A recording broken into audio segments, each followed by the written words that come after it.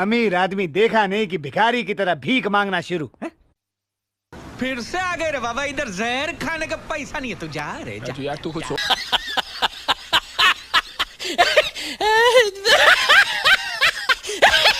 वज़ीर-ए-आज़म शहबाज शरीफ वज़ीर-ए-आज़म शहबाज शरीफ वफ़द के हमरा 3 रोज़ा दौरे पर सऊदी अरब रवाना हो चुके हैं। वफ़द में नायब वज़ीर-ए-आज़म और वज़ीर ख़ारजा सेनेटर इसहाक डार और काबीना अरकान शामिल हैं और दौरे का मकसद दो तरफ़ा ताल्लुकात मज़ीद मजबूत और के पाकिस्तान की तो बड़ी बल्ले बल्ले हो रही है इस वक्त। वज़ीर-ए-आज़म सऊदी अरब हैं, फील्ड मार्शल जॉर्डन और इजिप्ट और ट्रंप जो है वो मलेशिया में खड़े होकर तकरीरें कर रहे हैं, पाकिस्तान के फील्ड मार्शल और आर्मी चीफ की तारीफें कर रहे हैं।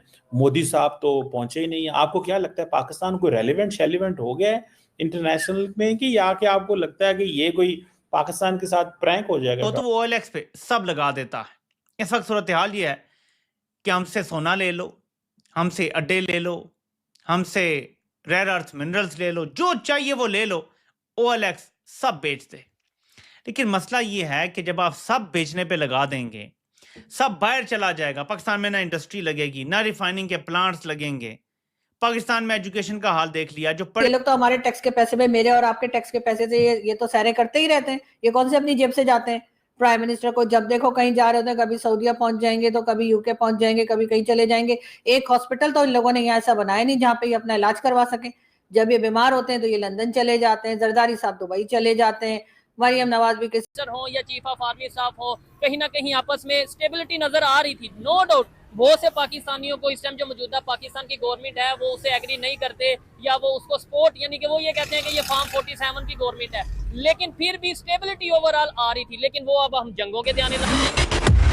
दोस्तों, पाकिस्तान का प्रधानमंत्री फिर से पहुंच चुका है सऊदी अरब और जैसा कि पिछले बार इसको ग्रैंड वेलकम मिला था, सऊदी अरब ने फाइटर जेट भेज दिए थे इसके स्वागत के लिए। अब की बार वैसा नहीं हुआ है, परंतु ये चश्मा मस्मा लगाकर उतरा है मस्त एयरपोर्ट के ऊपर और वहां पर रियाद का डिप्टी गवर्नर इसका स्वागत कर रहा है। वैसे वैल्यू में रियाद के डिप्टी गवर्नर की वैल्यू पाकिस्तान के प्रधानमंत्री से ज्यादा है। वो भी बेचारा सोचता होगा कि साल में हर 1-2 महीने के बाद ये भिखारी आ जाता है, पैसे वैसे मांगता है, इसको लेके आओ फिर छोड़ने जाओ, बार बार ये परेशान करता है हर बार। परंतु अब की बार इनको कोई वेलकम नहीं मिला है, परंतु पाकिस्तान के पत्रकार इसको भी मास्टर स्ट्रोक बता रहे हैं, जबकि आरजू काजमी ने उनको रगड़ के धर दिया है कि तुम तो सूट पैंट पहन कर हर बार मांगने चले जाते हो, कभी सऊदी अरब मांगते हो, कभी चीन तो कभी अमेरिका, इसलिए तुम्हारी इज्जत 2 कौड़ी की नहीं है। पाकिस्तान की तो बड़ी बल्ले बल्ले हो रही है इस वक्त। वज़ीर-ए-आज़म सऊदी अरब हैं, फील्ड मार्शल जॉर्डन और इजिप्ट और ट्रंप जो है वो मलेशिया में खड़े होकर तकरीरें कर रहे हैं, पाकिस्तान के फील्ड मार्शल और आर्मी चीफ की तारीफें कर रहे हैं। मोदी साहब तो पहुंचे ही नहीं है। आपको क्या लगता है पाकिस्तान कोई रेलिवेंट हो गया है इंटरनेशनल में, कि या कि आपको लगता है कि ये कोई पाकिस्तान के साथ प्रैंक हो जाएगा? डॉक्टर साहब नहीं सर, बिल्कुल इनको जाना चाहिए, सबसे मिलना भी चाहिए, टर्म्स भी ठीक करने चाहिए और पाकिस्तान को रेलिवेंट होना भी चाहिए। आई विश कि पाकिस्तान रेलिवेंट हो और पॉजिटिव तरीके से रेलिवेंट हो। ये ना हो कि हर जगह जाकर आप सिर्फ अपना कोई मतलब सीधा कर रहे हैं और उसके बाद वो जिसे कहते हैं ना, नजदीकी फायदे से पहले दूर का नुकसान देखना चाहिए। तो पाकिस्तान की जो लोग हैं, जो जिनके हाथ में पावर है, जो मुल्क को चलाते हैं, वो अगर कोई भी फैसला करते हैं तो उनको पहले देखना चाहिए कि इसका दूर का कोई नुकसान तो नहीं है। इसलिए कि अगर आप ट्रम्प से भी मिल रहे हैं तो वो तो ऐसे ही है सर, जैसे गवर्नमेंट्स आती हैं, जो भी गवर्नमेंट आती है पाकिस्तान में, वो अपने लोगों को लगा देती है हर जगह, यहाँ वहाँ यहाँ। और उसके बाद जैसे वो गवर्नमेंट जाती है, दूसरी गवर्नमेंट आती है तो वो आती है सबसे पहले उन्हीं लोगों को निकाल के बाहर फेंकती है जिनको पहले गवर्नमेंट ने जॉब्स दी होती हैं या कहीं लगाया होता है। तो ऐसा ना हो कि ट्रम्प आया है तो ट्रम्प ने आके हमारी तारीफें शुरू कर दी हर जगह, तो हम एकदम ही झाड़ पे चढ़ गए। लेकिन ये कि झाड़ पे चढ़ तो गए, उतरेंगे कैसे? इसलिए कि अगर ट्रम्प के बाद जो दूसरा कोई आएगा और अगर ट्रम्प का भी मूड बदल गया, ट्रम्प का कोई भरोसा नहीं है, तो उस वक्त हमारे पास क्या है? हमें अपने आप को इतना रेलिवेंट और इतना स्ट्रॉन्ग और इतना काबिल बनाना होगा कि हमारी लोगों को किसी पॉजिटिव वे में हमारी जरूरत पड़े। इसलिए नहीं कि बदमाशियां दिखाने के लिए कि कभी चाइना को या कभी चाइना पूरे ना किए हो, उसने 5 साल पूरे किए हैं, बल्कि 5 साल क्या 15 साल 10 साल इस तरह गवर्नमेंट किया इंडिया के वजीर आजम ने। और इधर का तो वजीर आजम 5 साल भी पूरे नहीं कर पाता है यार, आप समझे इस चीज को। जिस मुल्क का वजीर आजम 5 साल ही नहीं पूरे करेगा, दुनिया जो है, दुनिया देखे, दुनिया क्या देखती है, दुनिया देखती है यार ये स्टेबल है मुल्क, इस मुल्क का वज़ीर-ए-आज़म 5 साल भी पूरे कर रहा है, अगले 5 साल के लिए भी आ गया, तो गवर्नमेंट प्रॉपर एक स्टेबल है गवर्नमेंट, तो वो इन्वेस्ट करते हैं पाकिस्तान पे या किसी भी दुनिया के मुल्क पे वो इन्वेस्ट करते हैं, उन्हें पता है यार हमारा पैसा इधर सेफ रहेगा।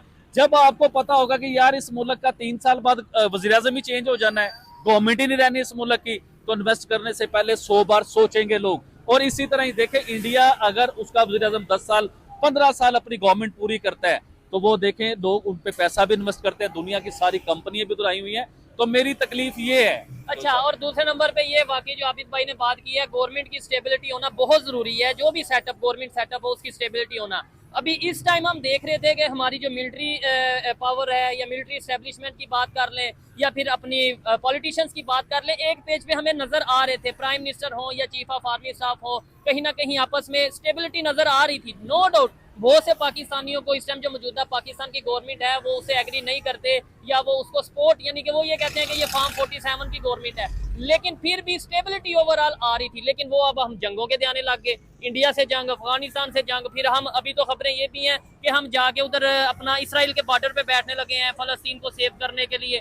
यानी नो डाउट हर एक को जो अगर किसी ने हमें बुलाया जाए, लेकिन पहले अपने घर को तो महफूज कर लें। सर ये लोग तो हमारे टैक्स के पैसे में, मेरे और आपके टैक्स के पैसे से ये तो सहरे करते ही रहते हैं, ये कौन से अपनी जेब से जाते हैं। प्राइम मिनिस्टर को जब देखो कहीं जा रहे होते हैं, कभी सऊदीया पहुंच जाएंगे तो कभी यूके पहुंच जाएंगे, कभी कहीं चले जाएंगे। एक हॉस्पिटल तो इन लोगों ने यहाँ ऐसा बनाया नहीं जहाँ पे ये अपना इलाज करवा सके। जब ये बीमार होते हैं तो ये लंदन चले जाते हैं, जरदारी साहब दुबई चले जाते हैं, मरियम नवाज भी किसी यूरोपियन कंट्री में चली जाती है। यहाँ पे तो आम पब्लिक ही रह जाती है जिसके लिए ना मेडिसिन है ना हॉस्पिटल है ठीक तरह के। इन्होंने एक सिंगल हॉस्पिटल ऐसा नहीं बनाया जहाँ पे ये बड़े बड़े लोग अपना इलाज करवा सकें, तो इनसे क्या उम्मीद की जा सकती है। ये तो वही है लूटो ते फूटो पार्टी, ये आएंगे लूटेंगे मुल्क को और उसके बाद फूट जाएंगे। इतना पैसा बना के, जितना पैसा पहले भी इनके पास है, वैसे एक जमाने में कहा भी करते थे कि जी इतना पैसा है कि नवाज शरीफ साहब को पता ही नहीं कि उनके पास कितना है, इतना ज्यादा पैसा उस वक्त भी था। लेकिन इन लोगों की हवस, इन लोगों की लालच खत्म ही नहीं होती। भाई कुछ पैसा पब्लिक पे भी लगा दें, कुछ पब्लिक के लिए भी काम कर लें, नहीं हर चीज में जो है बस वो अपनी फोटो लगा के और जी हर जगह पे बड़े बड़े बैनर्स लगा के और अपने आप को बताते रहते हैं जी बड़ा काम किया है। तो ये लोग तो सर इनका क्या है, ये आज इजिप्ट बैठे हैं, कल ये कनाडा बैठे होंगे, कौन से अपनी जेब से कोई खर्चा कर रहे हैं। ना होटल का किराया देना है, ना इन्होंने जहाज का किराया देना है, कुछ करना है, उल्टा वहां जाके और शॉपिंग करके आ जाते हैं।